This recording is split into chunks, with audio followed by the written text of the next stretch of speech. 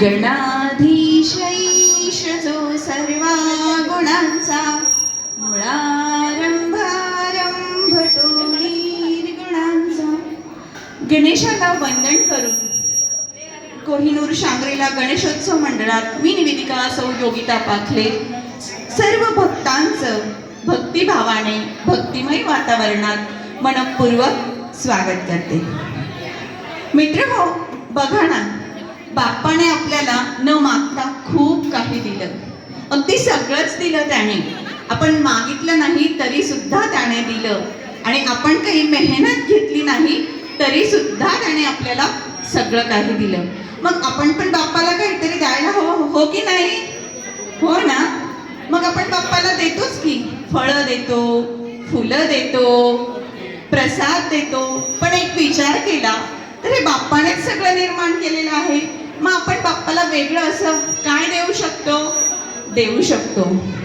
बाप्पाविषयी कृतज्ञता व्यक्त करण्यासाठी बाप्पाने आपल्याला सुंदर अशी वाणी दिलेली आहे आणि म्हणूनच या वाणीचा सदुपयोग व्हावा आणि भगवंताप्रती कृतज्ञता व्यक्त व्हावी म्हणूनच आपल्या संत ऋषी मुनींनी आपल्याला काही श्लोक दिले, काही ऋचा दिल्या, काही स्तोत्र दिले, काही मंत्र दिले.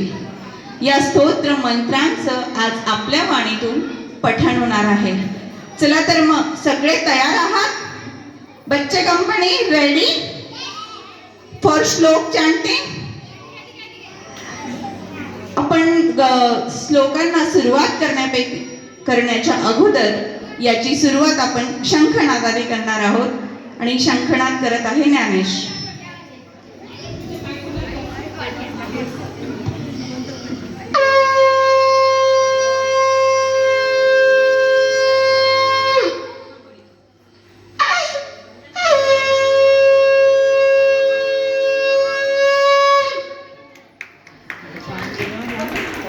तालियां बजाओ जोर से. Yes, good. सुंदर जिनके नाम से पूर्ण हुए सभी काम, सुंदर जिनके नाम से पूर्ण हुए सभी काम, प्रथमुनि गणराज को श्रद्धा सहित प्रणाम.